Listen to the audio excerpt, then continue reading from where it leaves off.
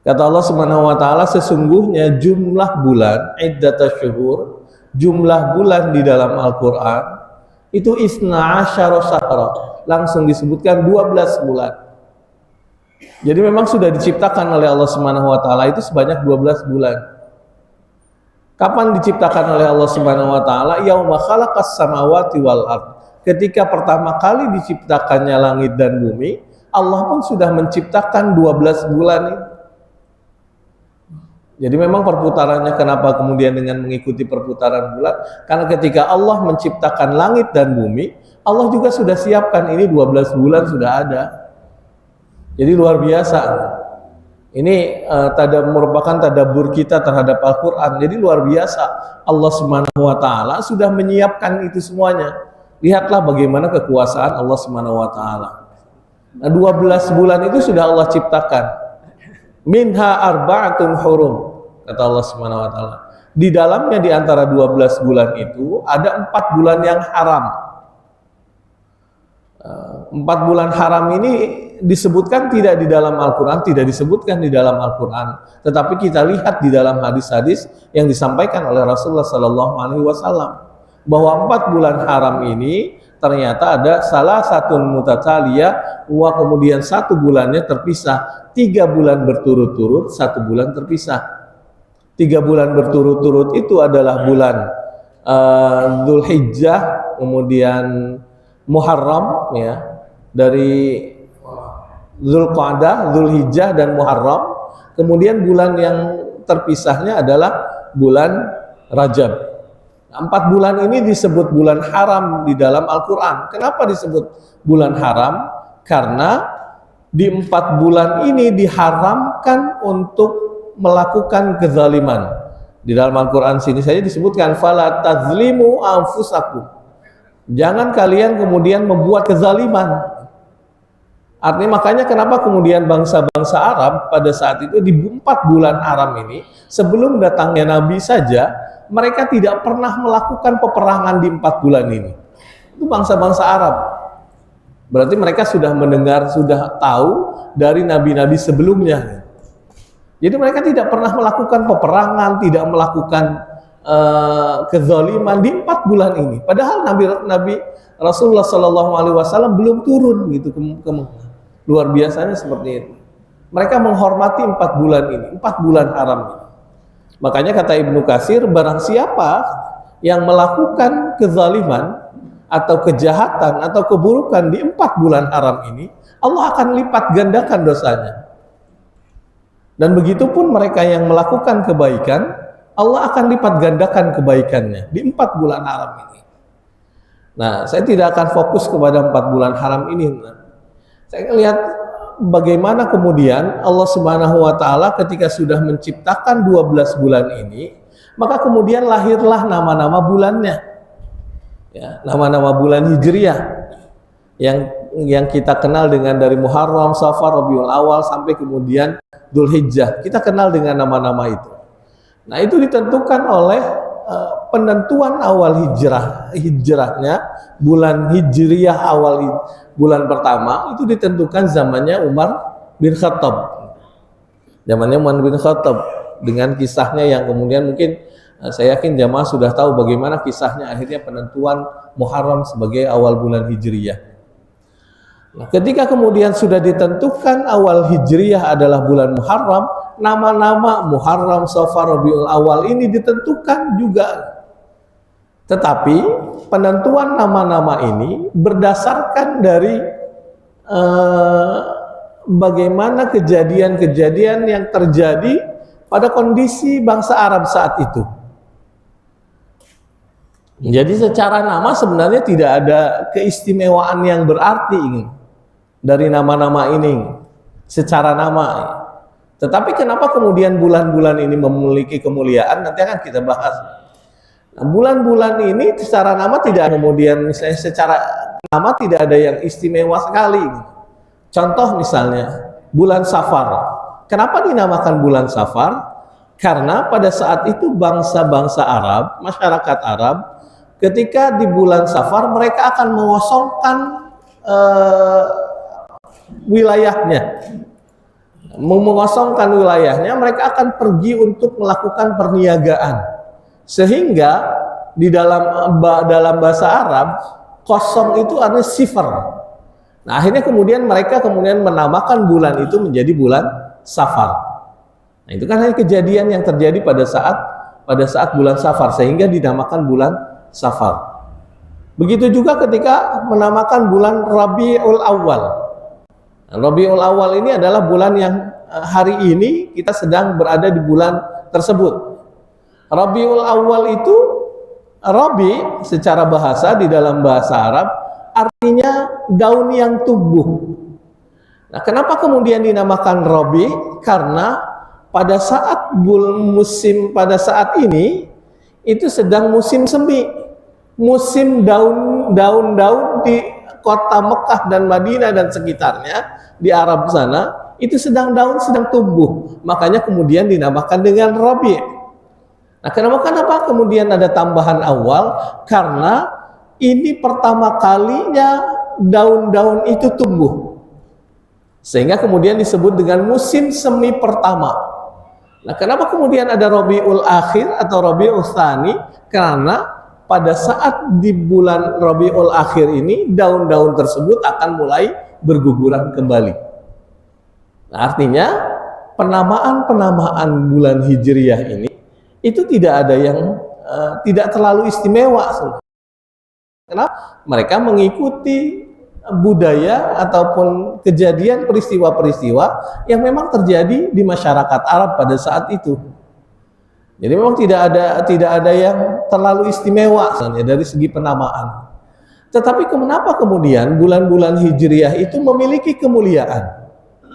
Nah, bulan-bulan Hijriyah itu memiliki kemuliaan tersendiri karena ada ibadah-ibadah atau peristiwa-peristiwa penting yang terjadi di bulan tersebut, sehingga kemudian bulan tersebut menjadi istimewa. Contoh misalnya ada ibadah haji, makanya disebut dengan Dzul Hijjah, yang mempunyai sebuah ibadah yang makan ibadah haji. Nah, itu ada ibadah yang besar, yang sangat utama, sehingga kemudian muncullah bulan Dzulhijjah ini menjadi sebuah bulan yang istimewa, bulan yang mulia. Kenapa? Karena ada ibadah yang disebut dengan ibadah haji di dalamnya. Nah, kemudian Muharram. Kenapa kemudian Muharram menjadi istimewa? Di samping dia disebutkan di dalam Al-Quran sebagai bulan haram, karena ternyata bulan Muharram pun di dalamnya ada ibadah yang kemudian menjadikan dia mulia. Apa ibadahnya? Yaitu puasa yang disebutkan di dalam hadis Rasulullah SAW yang kita kenal dengan puasa Asyura. Itu di bulan Muharram. Nah, itu luar biasa. Jadi ada peristiwa-peristiwa atau ibadah yang kemudian terjadi di dalamnya sehingga kemudian membuat bulan itu menjadi mulia. Nah, kita masuk di bulan Rabiul Awal. Rabiul Awal ini kenapa kemudian menjadi mulia? Padahal secara penamaan Rabiul Awal ini tidak istimewa karena dia hanya sebatas musim semi saja. Rabi itu musim semi, tumbuhnya daun-daun. Rabiul Awal yang pertama gitu, musim semi pertama. Ini tidak ada yang istimewa. Kenapa kemudian Rabiul Awal itu menjadi istimewa, menjadi mulia? Karena ada peristiwa-peristiwa penting yang terjadi di bulan Rabiul Awal, sehingga kemudian menjadikan Rabiul Awal itu menjadi istimewa. Apa peristiwa-peristiwa penting yang terjadi di Rabiul Awal? Pertama, kelahiran Nabi Muhammad SAW yang kita kenal dengan Maulid Nabi Muhammad SAW. Yang tadi malam mungkin sudah kita ada ceramah terkait dengan Maulid. Kalau masyarakat kita kenalnya dengan Mulud, ya, muludan. Jadi kalau kita di daerah itu biasanya ada acara apa? Acara muludan. Nah, yang benar adalah Maulid. Kenapa? Karena mulud itu adalah bahasa Arab yang sudah diindonesiakan, hanya bulan Mulud. Ya. Maulid itu kelahiran Nabi Muhammad SAW terjadi di bulan Rabiul Awal. Kenapa kemudian menjadi istimewa kelahiran Nabi Muhammad SAW? Karena memang sosoknya Nabi Muhammad adalah sosok Nabi terakhir yang sudah ditunggu dan dirindukan oleh semua orang, bahkan oleh nabi-nabi sebelumnya. Jadi bayangkan jamaah rahimakumullah, Nabi Muhammad itu sosok nabi, dia nabi terakhir yang dirindukan kehadirannya bukan hanya oleh kita sebagai umatnya, tapi umat-umat terdahulu sudah merindukannya. Bagaimana kita tahu bahwa umat-umat terdahulu merindukan kehadiran Rasulullah Sallallahu Alaihi Wasallam? Kita lihat bagaimana Al-Quran kemudian menjelaskannya. Di dalam surat Al-Baqarah ayat 127 sampai 129, Allah Subhanahu Wa Taala berfirman, kisah tentang bagaimana Ibrahim alaihissalam diperintahkan oleh Subhanahu Wa Taala untuk meninggikan pondasi Ka'bah. Ya, jadi Ka'bah itu sebenarnya sudah ada sejak zaman Nabi Adam, itu sudah ada Ka'bah. Nah, kemudian ketika zamannya Nabi Nuh alaihissalam, Ka'bah itu tersapu oleh banjir, sehingga kemudian hilang Ka'bah. Nah, ketika sudah tersapu tapi pondasinya masih ada, maka kemudian perintah oleh Allah Subhanahu Wa Taala kepada Nabi Ibrahim untuk meninggikan Ka'bah kembali. Dan di dalam surat Al-Baqarah ayat 127 ini, Allah memberikan perintah kepada Nabi Ibrahim, wa idh yarfa'u Ibrahimul qawa'id, dan ingatlah, bapak-bapak yang dirahmati Allah dan ibu-ibu yang dirahmati Allah Subhanahu Wa Taala, kalau menemukan ayat Al-Quran yang di depannya ada kata idh, itu artinya ada sebuah perintah Allah Subhanahu Wa Taala yang ingin disampaikan kepada kita, atau pesan yang disampaikan oleh Allah kepada kita, bahwa ini akan ada sebuah kisah yang disampaikan oleh Allah kepada kita, kemudian kita diminta untuk menarik pembelajaran dari kisah-kisah tersebut, karena dari kisah itu bisa jadi akan terjadi kepada diri kita saat ini. Nah, makanya kenapa Allah memulainya dengan kata iz di dalam Al-Quran, dan ingatlah. Ingatlah itu bahwa proses mengingat itu kan berarti kita harus memperdalam, harus ada proses untuk mengetahui latar belakangnya, itu proses mengingat. Nah, ketika mengingat itulah kemudian kita akan bisa jadi kisah yang akan disampaikan itu akan terjadi pada diri kita saat ini. Wa idh yarfa'u Ibrahimul qawa'id, kata Allah Subhanahu Wa Taala di dalam surat Al-Baqarah ayat 127 ini. Dan ingatlah ketika Ibrahim diperintahkan oleh Allah Subhanahu Wa Taala untuk meninggikan pondasi Ka'bah. Jadi Ka'bah itu Ibrahim diperintahkan oleh Allah untuk meninggikan pondasi. Pondasi Ka'bah itu kan sudah ada, tetapi diminta untuk ditinggikan. Ini yang penting, jamaah rahimakumullah. Nabi Ibrahim itu tugasnya, diberikan tugas oleh Allah itu di Palestina. Ya. Tetapi beliau meninggalkan anak istrinya Siti Hajar dan Ismail di Mekah. Tapi luar biasanya, ini kita tidak berbicara sebagai seorang nabi, sebagai seorang kepala keluarga.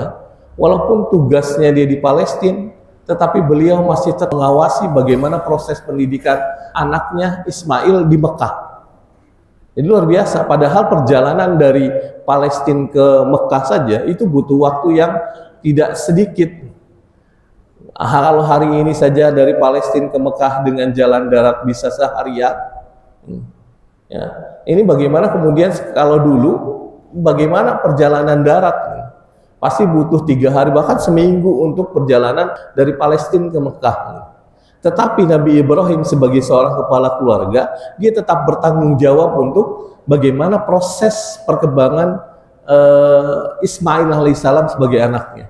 Dia bertanggung jawab, maka setiap bulan pasti akan datang ke Mekah untuk melihat bagaimana proses perkembangan Ismail dan melihat istrinya di Mekah. Jadi luar biasa. Ini pembelajaran buat kita, bagi kita yang punya tugas di luar, kita tetap harus punya tanggung jawab terhadap keluarga kita. Sebagaimana Ibrahim tetap bertanggung jawab terhadap keluarganya. Ya. Jadi beliau tetap datang ke Mekah. Nah, perintah Allah Subhanahu Wa Taala itu datang pada Ibrahim untuk meninggikan pondasi Ka'bah di Mekah. Datanglah Ibrahim ke Mekah. Ketika kemudian Ibrahim akan meninggikan pondasi Ka'bah, maka beliau berdiri di depan pondasi. berdiri dalam bahasa Arab itu artinya qoma yaqumu, berdiri. Nah, awal tempat berdirinya Nabi Ibrahim itu disebut dengan maqam. Makanya kalau kita datang ke Mekah ada makam Ibrahim, bukan makam ya, maqam. Kalau makam itu kuburan, kalau ini bukan kuburannya Nabi Ibrahim, tetapi makam itu adalah tempat awal berdirinya Nabi Ibrahim untuk meninggikan pondasi Ka'bah, itu disebut dengan makam Ibrahim. Makanya kemudian Ibrahim meninggikan pondasi Ka'bah pada saat itu. Nah, seketika melihat Nabi Ibrahim alaihissalam, ayahnya, sedang meninggikan pondasi Ka'bah, Ismail melihat yang usianya pada saat itu masih kecil gitu.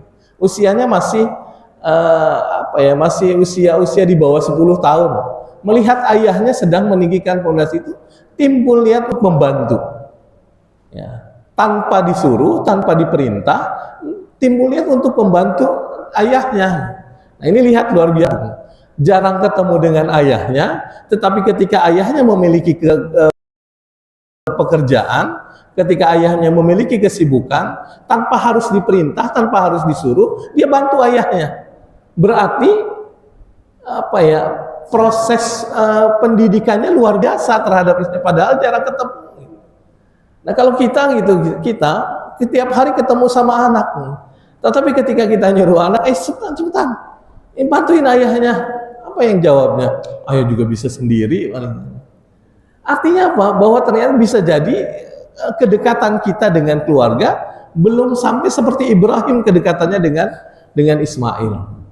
Jadi Ismail ketika melihat ayahnya akan meninggikan pondasi Ka'bah, dia bergerak untuk membantu. Maka kemudian diambillah batu-batu itu membantu ayahnya Nabi Ibrahim, ya, membantu untuk meninggikan pondasi Ka'bah. Nah, batu-batu itu diambil oleh Ismail, disusunlah oleh Ismail. Batu-batu yang tersusun itu, batu dalam bahasa Arab disebut dengan hajar. Nah, kemudian karena batu-batu itu banyak dan tersusun, disebutlah dengan hijir. Maka kemudian di sana juga kita temukan ada hijir Ismail, batu-batu yang disusun oleh Ismail untuk meninggikan pondasi Ka'bah. Ada makam Ibrahim dan ada hijir Ismail. Itu begitulah kisahnya. Nah, ketika kemudian yang dirahmati Allah Subhanahu wa taala, ketika Allah Subhanahu wa taala sudah membantu memerintahkan dan Ibrahim meninggikan pondasi Ka'bah, ketika sudah selesai, Nabi Ibrahim alaihissalam dan Ismail berdoa kepada Allah.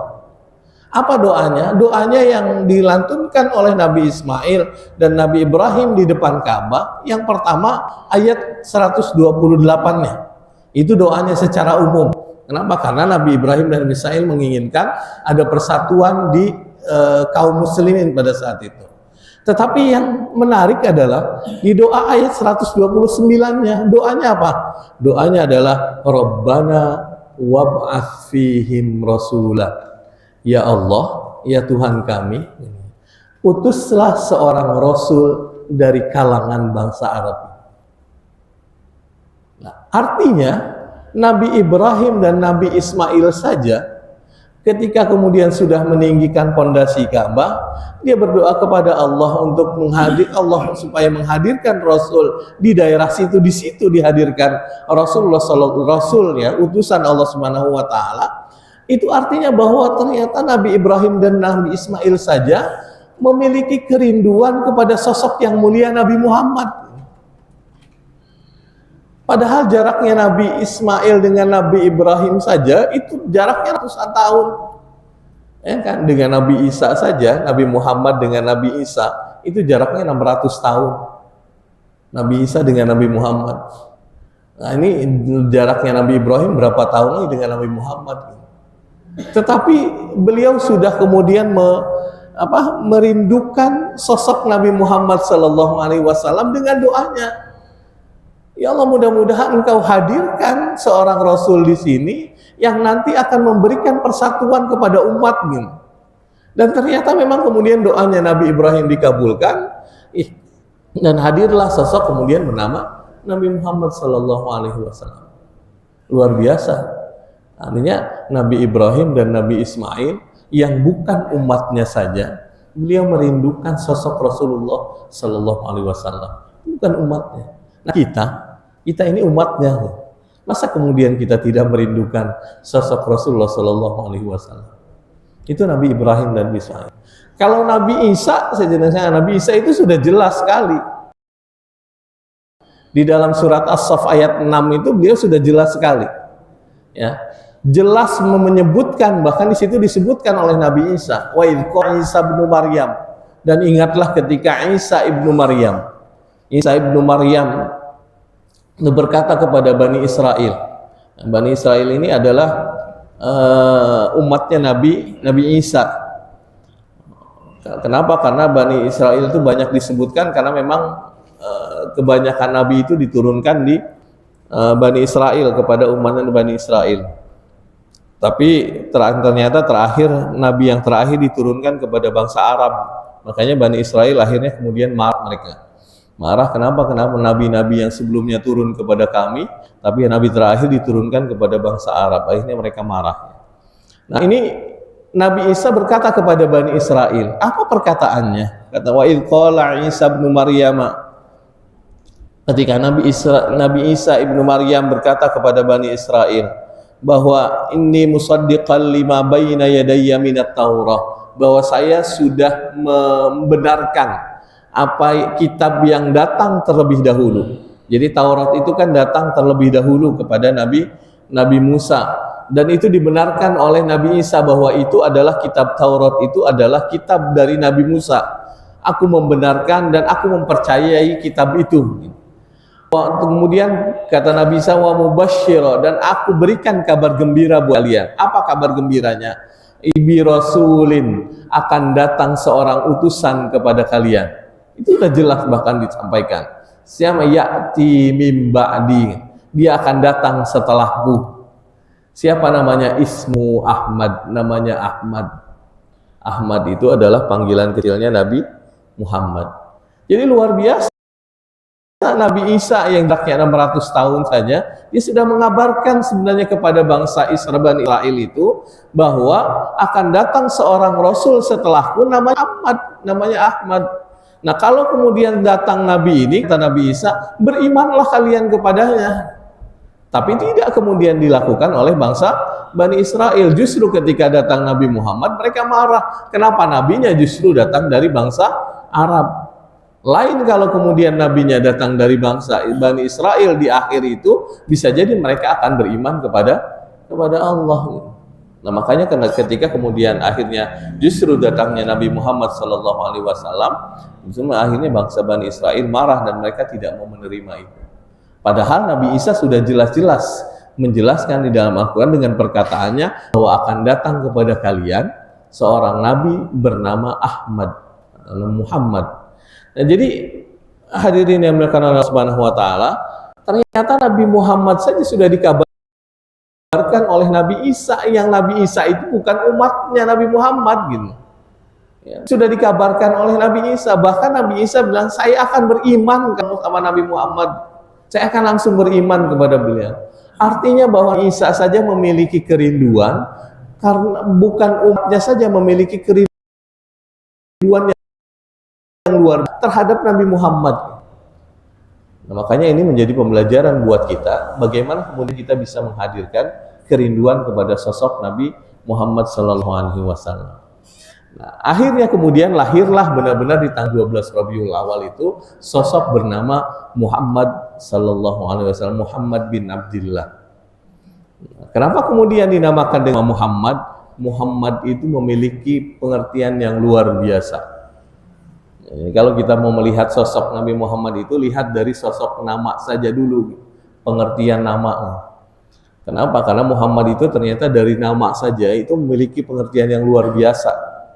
Jadi kalau dalam bahasa Arab, ketika ada seseorang yang memiliki sifat mulia, yang kemudian caranya itu bisa dirasakan dalam konteks hubungan sosial, itu bisa disebut dengan kata Mahmud. Ya. Jadi ada Mahmud itu artinya seseorang yang memiliki sifat mulia dan dirasakan oleh seseorang sekitarnya dalam hubungan sosial. Misal contoh seseorang punya sifat jujur. Ya, itu kejujurannya itu dirasakan oleh semua orang. Oh, si A itu jujur gitu. Itu disebut dengan Mahmud, tapi hanya satu saja. Ya, sifat mulia itunya hanya satu. Kenapa? Karena bisa jadi dia jujur, tapi dia tidak, misalnya dia tidak sabaran, orangnya emosian. Iya sih dia jujur gitu, tetapi dia emosian. Nah, itu disebut dengan mahmud.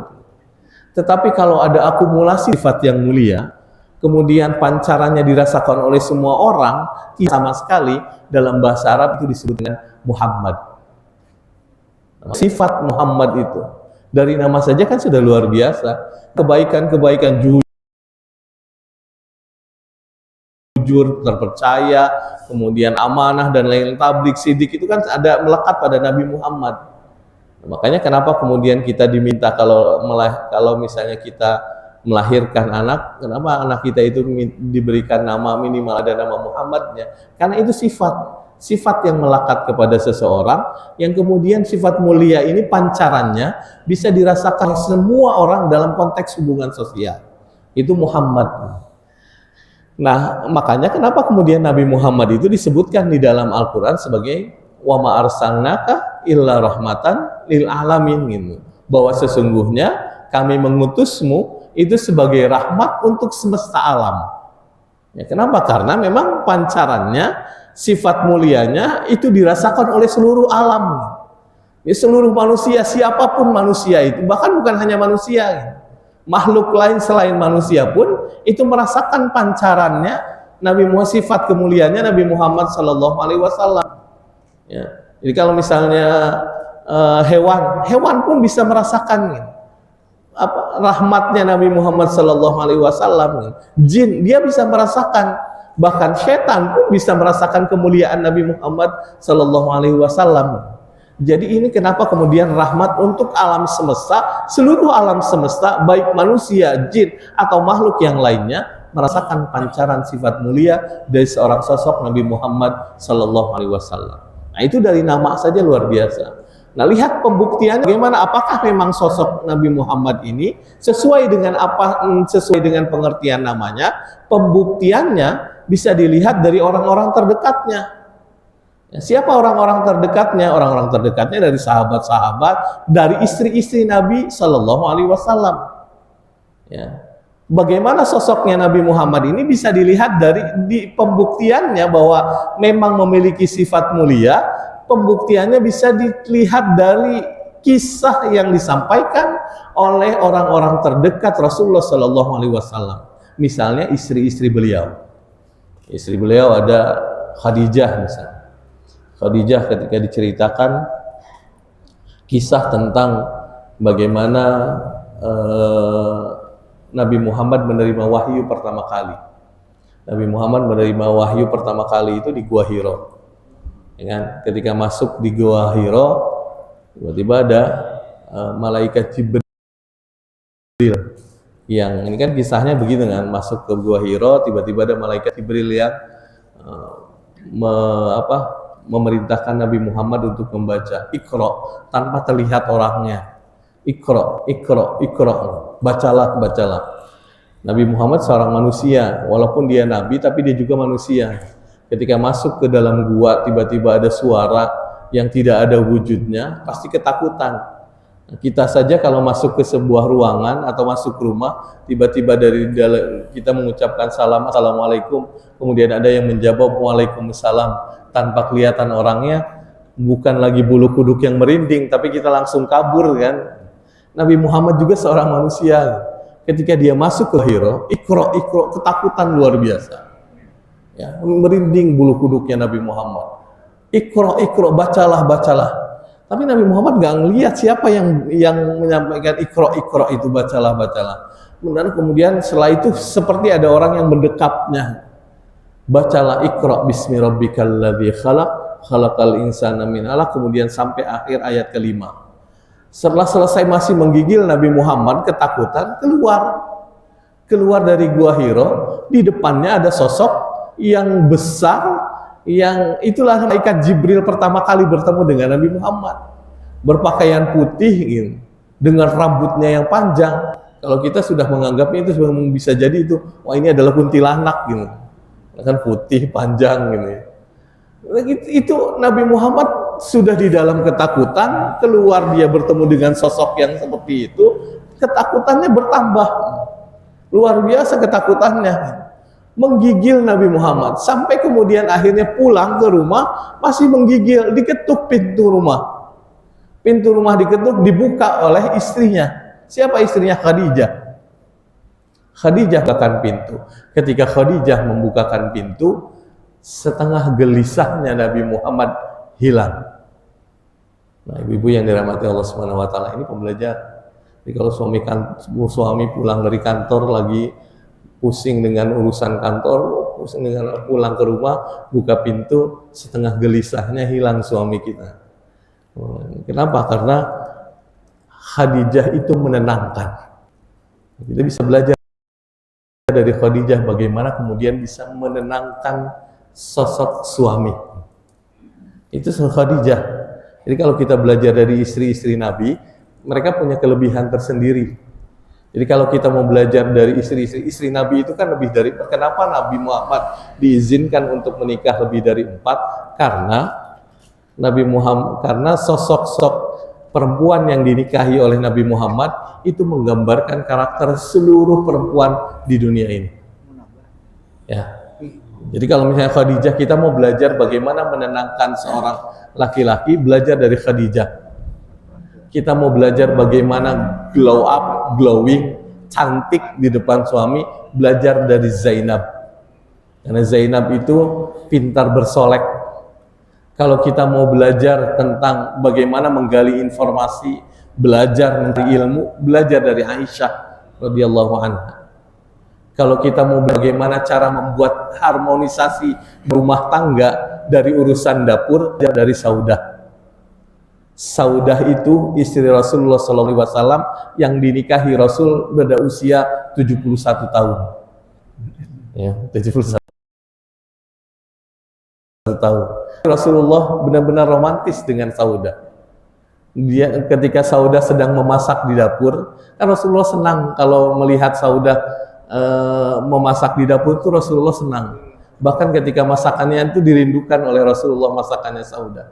Rasulullah datang ketika Saudah memasak, datang kepada Saudah, kemudian dilihat Saudah sedang mengaduk tepung untuk masakannya. Rasulullah mengambil tepungnya kemudian ditempelkan ke hidungnya Saudah. Romantis dengan nenek-nenek ya. Saudah usianya sudah 71 tahun, tapi buat keharmonisan di dalam rumah tangganya ya.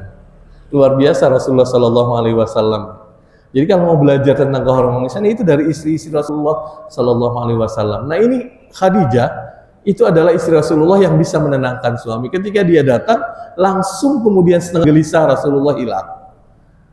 Kenapa bisa kemudian hilang? Karena Rasulullah tadi nggak bisa ngomong saja, nggak bisa, tetapi ketika kemudian di depan Khadijah, dia langsung mengatakan kepada Khadijah, zammiluni, selimuti saya, hangatkan saya. Langsung ngomong sama Khadijah, diselimuti sama Khadijah. Ada apa ya Rasul? Cerita Rasulullah Sallallahu Alaihi Wasallam. Ketika cerita, apa kata Khadijah kepada Rasulullah Sallallahu Alaihi Wasallam? Engkau ini basyarun la yusaf. Engkau ini adalah manusia yang tidak punya musuh. Lihat, ya, lihat pembuktiannya dari Khadijah istrinya Rasulullah. Engkau ini manusia yang tidak pernah punya musuh. Ya. Tidak punya musuh. Engkau ini adalah pelindung bagi yang lemah. Engkau pelindung bagi anak-anak yatim. Jadi artinya pelindung Rasulullah Sallallahu Alaihi Wasallam itu digambarkan oleh Khadijah sebagai sosok yang luar biasa dari pembuktian dari istrinya.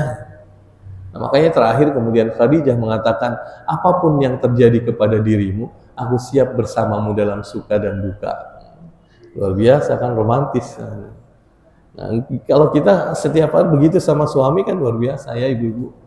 Kalau suaminya lagi punya masalah, saya siap untuk bersamamu dalam suka dan duka. Nah, luar biasa. Itu Khadijah. Pembuktiannya dari orang-orang luar biasa.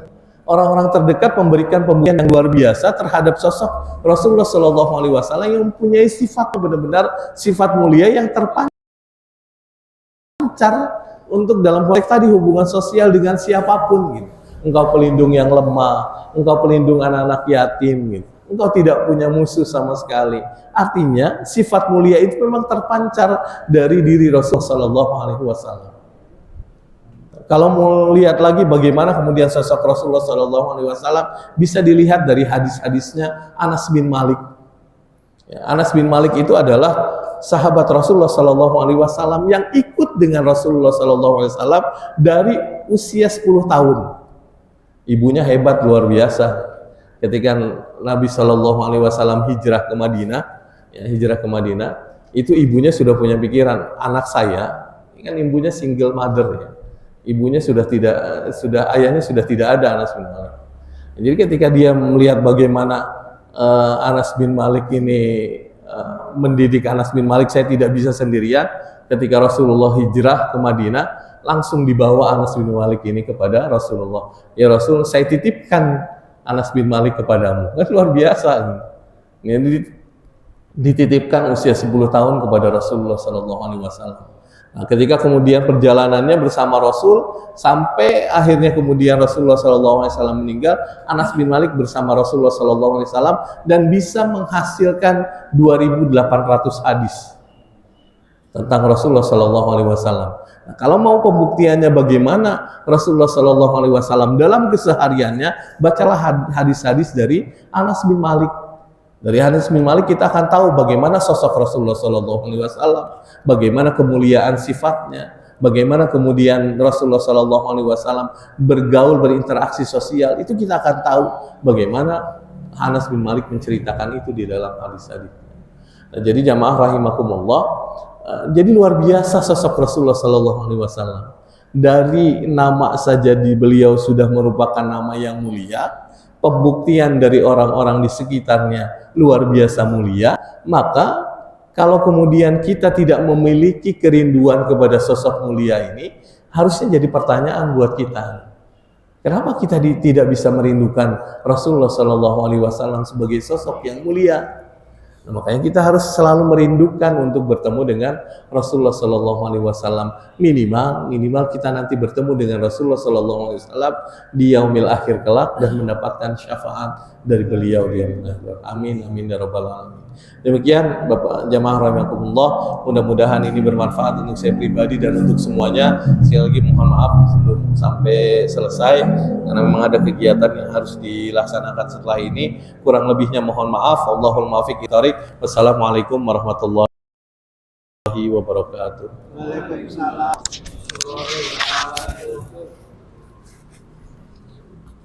Terima kasih Pak Ustadz atas penyampaian materinya. Semoga ini menjadi pikiran bagi kita dan juga menjadi bekal bagi kita untuk bisa mencintai sosok Nabi Muhammad SAW. Amin. Mungkin tidak ada tanya jawab, Bapak mohon maaf karena Pak Abdian mau ada program kepada langsung. Kita akhiri saja kajian hari ini dengan sama-sama kita baca alhamdulillah dan doa Alhamdulillah. Alhamdulillahirabbil alamin.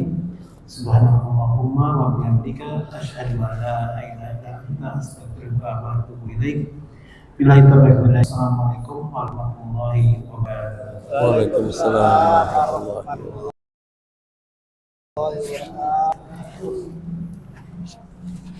wabarakatuh.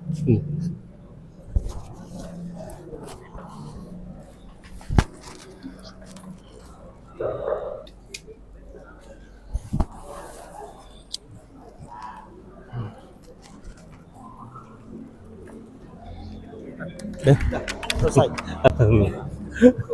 Ngajar kemana lagi?